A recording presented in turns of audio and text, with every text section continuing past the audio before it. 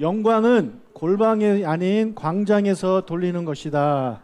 아멘. 네, 이 제목으로 말씀 전하도록 하겠습니다. 자, 지난 주일에 예수님께서 외식하는 자들한테 말씀하셨습니다. 아직 기회가 있을 때 하나님과 화해하라. 이 말씀을 비유를 통해서 말씀해 주셨습니다.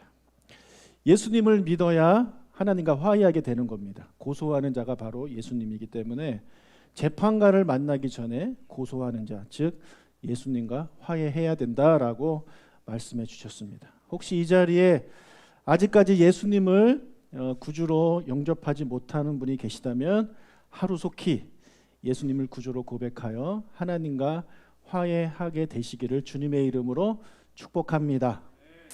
또한 이미 화해하신 분들은 나는 화해했으니까 됐다라고 생각하실 것이 아니죠. 아직까지 화해하지 못하고 있는 사랑하는 가족, 지인들이 하나님과 화해하도록 돕는 역할을 여러분들이 해야 한다라고 말씀을 드렸습니다. 그래서 그 설교에 많은 분들이 반응하셨습니다. 여기저기서 또 다양한 분들한테 예수님을 전하는 그런 이야기를 제가 전해 들었습니다. 너무 감사드립니다. 여러분, 하나님의 말씀에 반응하는 저희가 되시길 주님의 이름으로 축복합니다. 여러분, 제가 쓴 글에 제가 하는 설교에 반응하면 제가 그분 이뻐합니다. 하나님도 하나님의 말씀에 반응하는 사람이 이쁘지 않겠습니까? 네, 꼭 반응해 주시기를 부탁을 해요. 예수님께서 이 말씀을 딱 끝냈을 즈음에 두 사람이 찾아왔습니다. 그리고 다음과 같은 보고를 합니다. 1절을 읽겠습니다. 그때 마침 두어 사람이 와서 빌라도가 어떤 갈릴리 사람들의 피를 그들의 제물에 섞은 일을 예수께 아뢰니.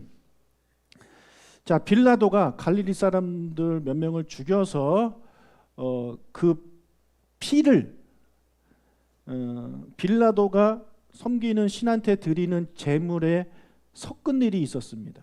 여러분, 이건 그 유대인들에게 있어서 아주 수치스럽고 아주 저주스러운 일입니다. 그들은 하나님만 믿고 섬기는 자들인데 자기의 피가 하나님께 드려지는 것이 아니라 이방 신한테 드려진 거잖아요. 그러니까 이건 엄청난 충격적인 일이거든요. 유대인들 입장에서는. 그래서 이 일을 옆에서 같이 듣던 사람들이 마음속에 이런 생각을 하는 겁니다. 도대체 그 사람들은 어떤 큰 죄를 지었길래 그런 일을 당하는가?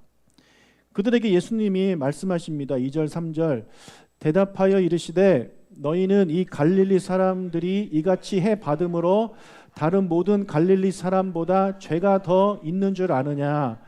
너희에게 이르노니 아니라. 너희도 만일 회개하지 아니하면 다 이와 같이 망하리라. 이 사람들이 다른 갈릴리 사람들보다 죄가 많아서 이런 일을 당한 게 아니다라는 것입니다. 너희들도 회개하지 않으면 이런 일을 당할 것이다. 이렇게 말씀하셨어요. 또 이어서 한 가지를 더 말씀하십니다. 4절과 5절입니다. 또 실로암에서 망대가 무너져 치어 죽은 18사람이 예루살렘에 거한 다른 모든 사람보다 죄가 더 있는 줄 아느냐? 너희에게 이르노니 아니라. 너희도 만일 회개하지 아니하면 다 이와 같이 망하리라. 여러분, 실로암이 유명하죠. 특히 한국에서는 유명합니다. 우리 군대 갔다 온 남자들은 모르는 사람이 없을 정도로 실로암은 유명합니다. 여러분, 실로암은 어디에 있냐면 예루살렘 성 안에 있습니다. 여러분, 예루살렘 성 안에는요 원래 연못이 없는데 이게 나중에 생긴 거예요. 왜 생겼냐면 이스라엘이 수도 없이 외부의 침략을 받았거든요. 그러면 이제 적군이 쳐들어와서 예루살렘 성을 에워싼단 말이에요. 그럼 뭐가 문제가 되냐면 그 나라 자체가 물이 귀한 땅입니다. 그러니 이제 가둬두고 그냥 한 달, 두 달, 세 달 있으면 이제 마실 물이 없어서 결국엔 항복하게 되는 겁니다. 그래서 그것을 막기 위해서 예루살렘 성 그 바깥에 기온샘이라고 있는데 그 기온샘으로부터 이제 수로를 팠어요. 그래서 예루살렘 성 안으로 들어오게 만든. 그래서 거기서 이제 모아놓은 게 실로암 연못입니다. 여러분, 나중에 성지순례를 예루살렘으로 가시면 이 코스 반드시 갑니다. 이거 되게 재밌거든요. 그래서 그 실로암이 그렇게 안에 지어졌는데 이 실로암이 유명하게 된 것은 예수님께서 나면서부터 소경된 자의 눈을 고치실 때 실로암에 가서 씻어라 이렇게 말씀하셔서 이제 그때부터 유명하게 됐습니다. 이 실로암에 망대가 있었는데 이 망대가 무너져서 무려 18명이 죽는 사건이 일어났습니다. 사람들은 생각했습니다. 그들의 죄가 많아서 그렇다. 여러분 이게 무슨 말이냐면 저들은 죄가 많아서 이런 사고로 죽었다라고 생각하는 건 뭐냐면 나는 아직 안 죽었잖아요. 그럼 뭐라고 생각하는 거예요? 나는 죄가 없다라는 거예요. 저것들은 죄가 많아서 죽었다 이거예요. 죄인들은 죽어야 된다 이러면서 나 봐라. 나는 멀쩡하지 않느냐. 나는 죄가 없다. 이렇게 생각하는 사람들한테 예수님이 말씀하시는 겁니다. 너희도 만일 회개하지 아니하면 다 그와 같이 망할 것이다. 이 두 가지 사건을 말씀하면서 공통적으로 하신 말씀이 저 말씀이잖아요. 너희도 회개하지 아니하면 망한다. 여기서 망한다는 말은 그들처럼 사고로 비참하게 죽게 될 것이라는 말이 아니죠. 영적으로 영원히 죽게 된다는 말입니다. 하나님 나라에 갈 수 없다라는 말입니다. 빌라도에게 죽임당한 갈릴리 사람들이나 또한 실로암 망대가 무너져서 죽은 18명의 예루살렘 사람들은 자신들이 갑자기 그렇게 죽을 것이라는 것은 생각하지 못했을 것입니다. 여러분 지금도 이스라엘과 하마스과의 전쟁이 이제 시작됐잖아요. 그 초기에 정말 많은 사람들이 죽은 지역이 있습니다. 200여 명이 죽었다고 하는데 그 사람들이 어떤 사람들이냐면 음악회에 참석한 사람들입니다. 음악회에 참석한 사람들이 나 조금 있으면 죽을 거야 라는 생각을 했겠습니까? 그냥 그들은 음악을 들으면서 즐거운 시간을 보내고 있었다는 거죠. 여러분 이 시대가 이렇습니다. 언제 우리가 죽을지 모르는 그런 시대를 우리는 살고 있습니다. 언제까지 평화로운 시대를 살 수 있는 것이 아닙니다. 물론 저는 저와 여러분들이 모두 건강하고 행복하고 평화롭게 오래오래 무병장수하시기를 간절히 바라지만 그건 제 바람일 뿐이고 여러분의 바람일 뿐입니다.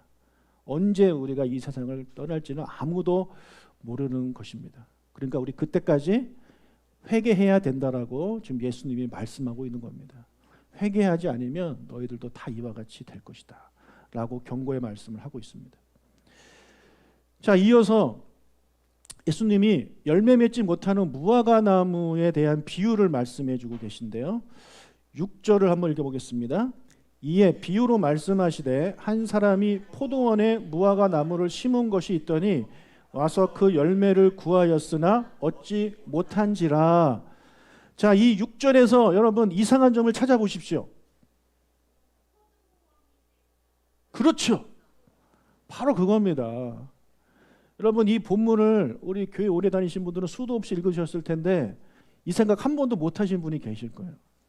여러분 포도원에 포도나무를 심어야지 왜 무화과 나무를 심습니까? 이게 이상한 거예요.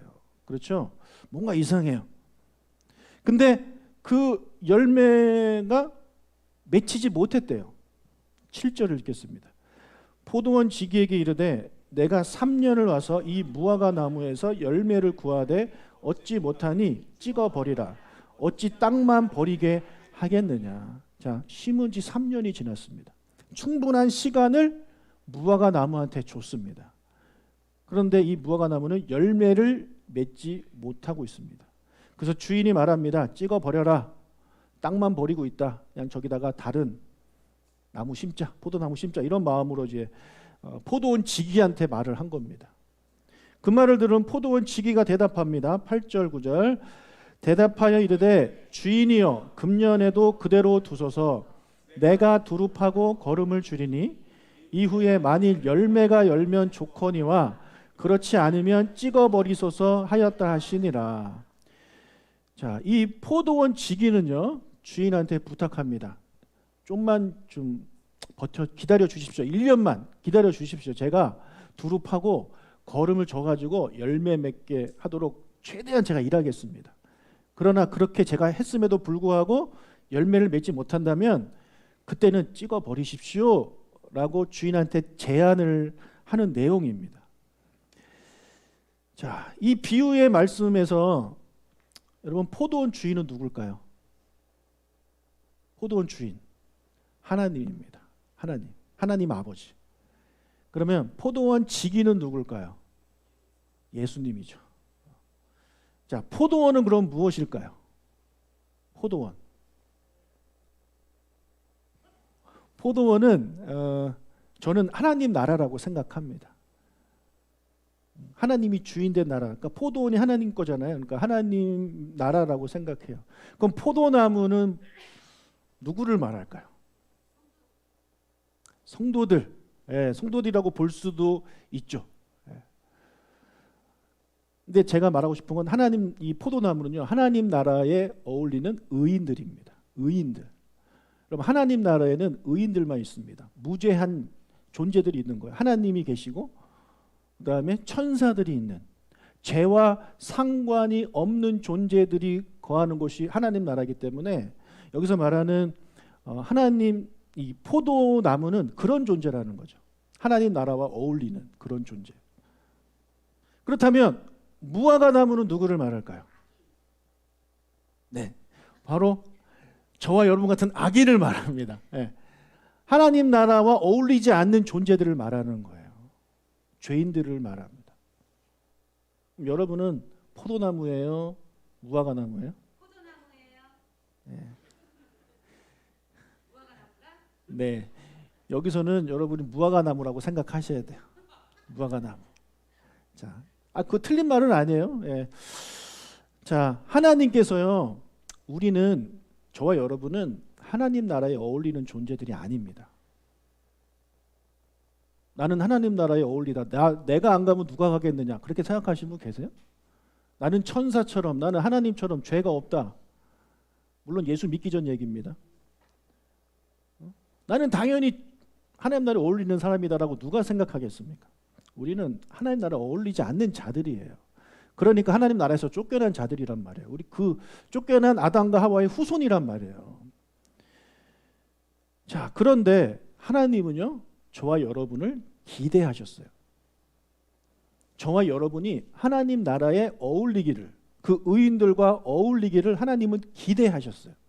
그래서 저와 여러분을 하나님 나라 그 포도원에 심으신 거예요. 어울리지 않는 그 포도원에.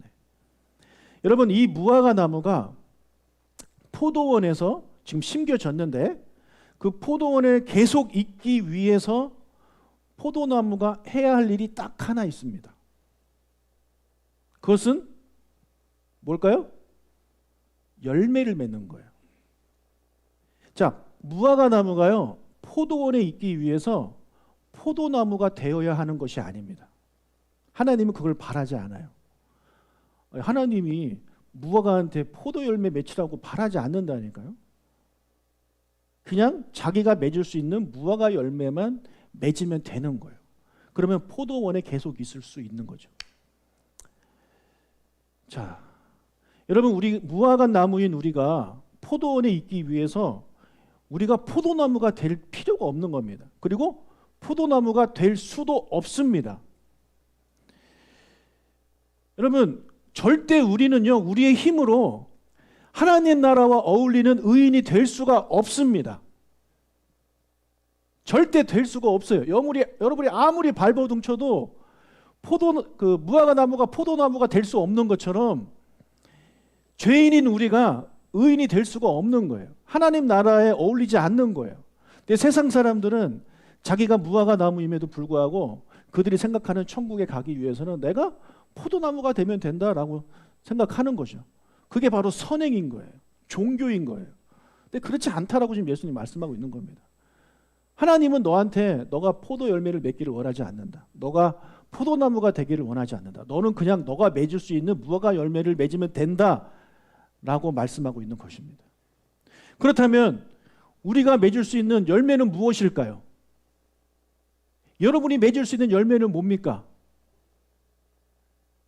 바로 세례 요한이 외쳤던 회개에 합당한 열매입니다. 예. 그 우리가 맺어야 되는 열매인 거예요. 다른 열매가 아니에요. 회개에 합당한 열매를 맺는 거예요. 우리가 회개할 때 앞의 말씀과 연결하자면 나를 고소하는 이인 예수님과 화해할 때, 그렇게 될 때 내가 회개하는 거잖아요. 회개에 합당한 열매를 맺는 거예요. 그것은 바로 예수 그리스도를 주라 고백하는 그 그 삶이 바로 회개에 합당한 열매고, 그 고백한 이후에 하나님이 기뻐하시는 삶을 살아가는 것이 회개에 합당한 열매인 것입니다. 하나님은 우리한테 그걸 원하시는 거예요. 여러분이 의인이 되는 거 원하지 않으세요. 우리는 회개에 합당한 열매만 맺으면 그냥 하나님이 우리로 하여금 포도원에 살게 해 주시는 거예요. 무화과 나무임에도 불구하고. 포도원 지기의 요청으로 이 무화과 나무는요 1년의 시간이 더 주어졌습니다. 그런데 이 기회는 영원하지 않습니다. 끝이 있다라는 거예요. 본문에서는 1년이라고 딱 주어졌죠. 예수님께서 이 본문에서는 열매 맺지 못하는 무화과 나무를 살리려고 노력하는 이 역할로 나옵니다. 그러나 후에 예수님이 십자가에 달려 돌아가시기 전 고난 주간에 예수님은요 실제로 열매 맺지 못하는 무화과 나무를 저주하십니다. 그래서 죽습니다. 지금은 열매 맺지 못하는 무화과 나무를 살리려고 노력하는 예수님의 모습이지만 그 기회가 지난 다음에는 예수님이 직접 죽이십니다. 여러분에게 아직 기회가 있을 때 예수님은 여러분을 위해서 중보기도 하십니다. 여러분이 구원받기를 위해서 하나님 앞에 계속 간구하십니다. 사랑이 많으신 예수님이세요. 그러나 그 기회가 끝나면 주님이 다시 오시는 그날이 되면 더 이상 예수님은 여러분을 위해서 기도하지 않습니다. 그분이 여러분을 직접 심판하시는 거예요. 직접 찍어버리시는 일을 예수님이 하시는 겁니다. 그렇기 때문에 정말 이 기회가 있을 때, 언제가 끝날지 모르는 이 기회가 있을 때 우리가 그 기회 안에 나도 하나님과 화해하고 내 사랑하는 가족도 하나님과 화해하는 그런 일들을 우리가 해야 하는 것입니다. 더 이상 우리 마음 편히 있을 수 있는 게 아니에요. 언젠간 예수님 믿겠지, 때가 되면 예수님 믿겠지, 이런 사탄의 거짓말에 속지 마십시오. 다시 한번 제가 부탁드립니다. 여러분 기도만 하시면 안 돼요. 여러분이 전하셔야 되는 거예요. 전하셔야 되는 거예요. 그러다가 가정 안에 그런 분쟁이 일어날 수 있죠. 그래도 전해야 되는 거예요. 왜요? 내 가족을 사랑하기 때문에. 여기서 여러분 우리는 예수님을 따라가는 제자입니다. 아멘? 우리 예수님을 따라가는 제자예요. 우리 예수님이 하신 일을 하고 예수님이 가신 길을 가면 되는 거예요. 예수님이 이 땅에 오신 이유는, 사람이 되신 이유는 가장 첫 번째가 우리를 구원하기 위함이지만 또 한 가지 목적이 있어요. 우리가 따라올 수 있도록 예수님이 사람이 되신 거예요. 사람이 되신 거예요. 그러니까 예수님이 가신 길을 우리도, 사람인 우리도 할 수 있다라는 거죠. 성부 하나님이나 성령 하나님을 우리가 따라할 수는 없어요. 그 두 분은 인간이 되신 적이 없잖아요. 근데 예수님은 우리가 똑같은 인간이 되셨단 말이에요. 그러니까 예수님이 우리가 똑같은 몸과 생각과 이런 걸 가지고 살아가셨다면 우리도 할 수 있다라는 걸 보여주시는 거예요. 오늘 본문에서 예수님은 어떤 역할을 맡았습니까? 포도원 지기 역할을 맡았습니다. 그렇다면 우리도 예수님을 본받아 무엇이 돼야 합니까? 포도원 지기가 돼야 되는 거예요. 여러분 포도원 주인이 되려고 하지 마세요. 그건 하나님의 영역입니다. 우리는 뭐예요? 포도원 지기예요. 포도원 지기. 그러니까 내가 무화과 나무이면서도 동시에 예수님을 믿은 다음에는 포도원 지기의 역할을 해야 된다는 말씀을 제가 지금 드리고 있는 겁니다. 자, 이 비유에서요, 포도원 지기는 무화과 나무를 뽑아버리겠다는 주인에게 설득하고 있습니다. 주인님, 제가 두루 파고 거름을 줄 테니까 1년만 좀 기다려 주십시오 라고 부탁을 합니다. 그렇죠? 이 포도원 지기가 포도원 주인한테 당신이 한번 살려보시오 라고 말하지 않아요. 자기가 하겠다고 하는 거예요. 그냥 주인한테는 시간만 더 달라고 부탁하고 있는 겁니다. 우리는 포도원 주인이 아니라 포도원 지기입니다. 우리는 자꾸 포도원 주인이 되려고 합니다. 우리 포도원 지기면서 하나님, 주인 대신 하나님한테 자꾸 일을 시켜요. 주인님, 이거 좀 살리시오. 내가 옆에서 응원해 줄 테니까 주인이 살리세요. 이러고 있단 말이에요. 말이 안 되는 거예요. 여러분, 우리는 포도원 지기잖아요. 여러분 주변에 아직 열매 맺지 못하는 무화과 나무 많죠. 그들이 열매 맺을 수 있도록 누가 힘써야 되냐면 바로 여러분이 힘써야 되는 거예요. 여러분이 두릅하고 여러분이 걸음을 줘야 되는 거예요. 이게 무슨 말이겠습니까? 그 사람이 예수 믿을 수 있도록 내가 노력을 해야 된다는 거죠. 어떤 노력이요? 전하는 노력이요. 기도하는 노력이 아니라 전하는 노력을 여러분들이 하셔야 되는 거예요. 그래야 되는 거지. 우리는 자꾸 하나님한테 해달래요. 하나님, 우리 남편 구원해 주세요. 하나님, 우리 가족 구원해 주세요. 그럼 이거는 포도원 주인한테 포도원 지기가 감히 요청하는 겁니다. 나는 아무것도 안 할 테니까 당신이 하세요. 말이 안 되는 거예요. 여러분, 성경 어디에도요 그런 내용은 없어요. 성경 어디에도 하나님이 우리를 직접 구원해 주시는 건 없어요. 그렇다면 예수님을 이 땅에 보내주실 필요 없다고 제가 지난번에 말씀드렸잖아요. 그냥 하나님이 알아서 다 하시면 돼요. 하나님은 그런 방법을 선택하지 않으십니다. 하나님은 우리가 전해서 우리의 말을 들은 사람들이 스스로 판단하게 만드는 거예요. 자기 생각을 가지고 자유의지를 가지고 하나님을 선택하게 하는 것이 하나님의 방법입니다. 그렇게 하기 위해서는 저와 여러분이 두릅하고 걸음을 주는 일을 해야 됩니다.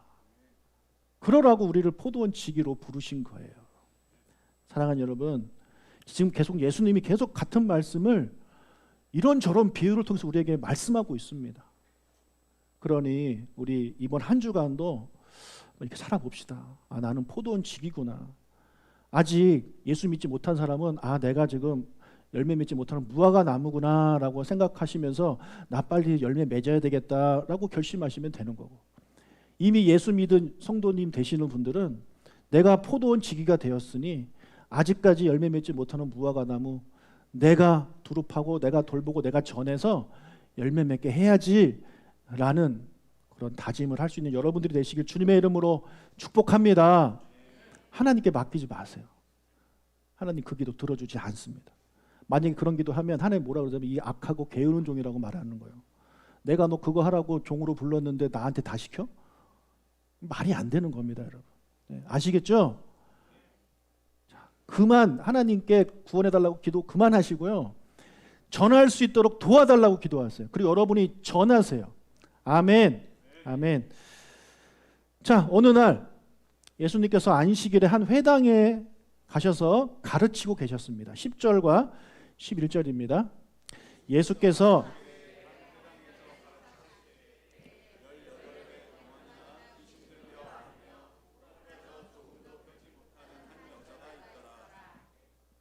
자, 여기서 예수님이 한 회당에서 가르치셨는데, 이 가르치신다는 단어가 헬라어 문법으로 미완료 과거형이에요. 이게 무슨 말이냐면 아직 끝나지 않았다는 거예요. 과거부터 시작해서 지금까지 계속해서 가르치고 있다라는 얘기입니다. 지금 예수님 3년 내내 지금 그러고 계신 거예요. 그럼 예수님은 지금 무엇을 가르치고 계실까요? 네, 하나님 나라입니다. 여러분 뭐 행복하게 사는 뭐 그런 거 가르치시는 게 아니에요. 하나님 나라를 3년 내내 가르치셨고 부활하신 다음에도 40일 동안 또 하나님 나라 가르치신 게 예수님의 딱 하나의 주제예요. 이때도 하나님 나라를 가르치셨을 겁니다. 자, 그 현장에 누가 있었냐면 18해 동안 귀신 들려서 꼬부라져서 조금 더 펴지 못하는 한 불쌍한 여자가 있었습니다. 예수님은 그녀를 보시고 그녀를 고쳐주셨습니다. 12절과 13절입니다. 예수께서 보시고 불러 이르시되 여자여 놓였다 하시고 안수하시니 여자가 곧 펴고 하나님께 영광을 돌리는시라. 예수님이 안수하셔서 그 여인을 고쳐주셨습니다. 즉시 나았습니다. 그러니까 그 여자가 어떻게 하냐면 곧 펴고 하나님께 영광을 돌렸다라고 누가가 기록하고 있습니다. 그 자리에서 하나님께 영광을 돌린 겁니다. 그 자리에서. 잠깐만요. 좀 생각 좀 해보고요. 좀 정리하고요. 그러고 영광 돌린 게 아니라는 거예요. 그 자리에서 사람들 있는데 회당에 사람들 가득하잖아요. 그죠? 거기서 영광을 돌린 거예요. 하나님께서, 우리 예수님께서 여러분의 기도를 응답하시는 이유가 뭘까요? 여러분을 사랑해서 응답하실까요? 아닙니다. 여러분을 사랑하는 건 맞아요. 그러나 여러분을 사랑해서 기도를 응답해 주시는 게 아니에요. 하나님을 사랑하시기 때문에 여러분의 기도를 응답해 주시는 거예요. 요한복음 14장 13절을 읽겠습니다. 너희가 내 이름으로 무엇을 구하든지 내가 행하리니 이는 아들로 말미암아 영광을 받으시게 하려 함이라. 너희가 내 이름으로, 예수님입니다. 내 이름으로 무엇을 구하든지 내가 행할 것이다. 들어줄 것이다. 왜냐하면 나 아들로 말미암아 아버지로 하여금 영광을 받으시게 하려고 하는 거다. 그 말씀입니다. 그러니까 예수님이 누군가를 고쳐줬으면 이 여인처럼 거기서 하나님께 감사드리는 거죠. 하나님 감사합니다. 저를 고쳐주셔서 감사합니다. 그럼 이게 하나님께 영광을 돌리는 거예요. 예수님은 그 모습이 보고 싶은 거예요. 왜요? 우리 아버지를 너무 사랑하니까. 순태야, 편하게 앉아. 돌아앉지 말고. 지금 뭐 부산 가는 것도 아니고 왜 그래 거꾸로 가니? 예, 편하게 앉으세요. 하나님 아버지가 영광 받기를 예수님이 원하시는 거예요. 여러분, 누군가 정말 사랑하고 있다면 그 사람이 다른 사람한테 사랑받는 거 기쁩니까? 질투납니까? 우리 보수 집사님, 유아가 저한테 사랑받는 거 질투나요? 그죠? 좋죠. 사람들이 많이 사랑해 줄수록 좋잖아요. 내가 사랑하는 딸을 다른 사람들이 예쁘다 예쁘다 예쁘다 하는 게 좋은 거예요. 하나님도 예수님도 마찬가지예요. 자기가 사랑하는 하나님이 사람들한테 사랑받고 사람들이 하나님 최고예요, 하나님께 영광 돌리는 모습을 예수님은 너무너무 보고 싶은 거예요. 그래서 여러분의 기도를 들어주시는 거라는 말입니다. 네. 여러분, 기도 응답을 받으셨습니까? 그렇다면 하나님께 영광 돌리십시오. 감사하십시오. 그런데 여러분, 영광은요 골방에서 드리는 게 아닙니다. 아무도 없는 곳에 가가지고 하나님 감사해요, 하나님 영광 받으세요, 이렇게 하는 게 아니에요. 영광은요, 광장에서 드리는 거예요. 광장에서. 영광은 속으로 말하는 게 아니라 외치는 겁니다. 영광은요, 묵상으로 하는 게 아니라 선포하는 거예요. 기도랑 달라요. 근데 많은 분들이 예수님이 기도는 골방에 가서 하라고 하는데 자꾸 시장 가서 기도하려고 그래요. 사람들 있는 데서 자꾸 기도하려고 그래요. 예. 그러다가 혼나지 않았습니까? 그렇죠? 바리새인들 그러다 혼났잖아요. 반대예요. 기도는요 골방에서 하는 게 맞지만 영광 돌리는 것은요 광장에서 하는 거예요. 사람들 보는 앞에서, 시장에서 하는 거예요. 그게 오늘 여인이 보여주고 있는 그런 모습입니다. 이 여인은 이름도 나오지 않지만 제대로 영광 돌리는 것이 무엇인지를 알고 있는 사람입니다. 여러분, 아무도 없는 골방에서 하나님께 감사하다고 그러지 마시고요, 사람들 앞에서 하십시오. 그러라고 여러분의 기도를 들어주시는 겁니다. 만약에 예수님이 여러분의 기도를 응답해 주시는데 아무리 기도를 응답해 줘도 영광 돌리지 않아요. 사람들 앞에서 영광 돌리지 않아요. 그냥 자기만 감사하대요. 뭐 그런 마음도 없기도 하고. 그럼 예수님이 여러분의 기도를 들어줄 이유가 없는 겁니다. 쟤는 들어줘 봐야 영광 안 돌려, 하나님한테 들어줄 필요 없어, 이렇게 생각하시는 거죠. 근데 반대로 정말 사소한 기도 제목을 이렇게 응답해 주셔도 이 사람은 아무리 사소한 걸 응답받아도 하나님께 감사하고 막 사람들 앞에서 전하고 간증하고 선포한다고 생각해 보십시오. 그렇게 반응한다고 생각해 보십시오. 하나님 이뻐하겠어요? 안 이뻐하겠어요?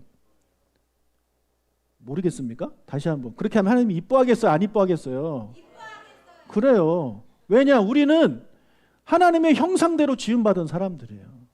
그러니까 우리가 그런 마음이 있다면 하나님이 그런 마음이 있는 거예요. 왜? 우리 마음이 거기서 왔기 때문에.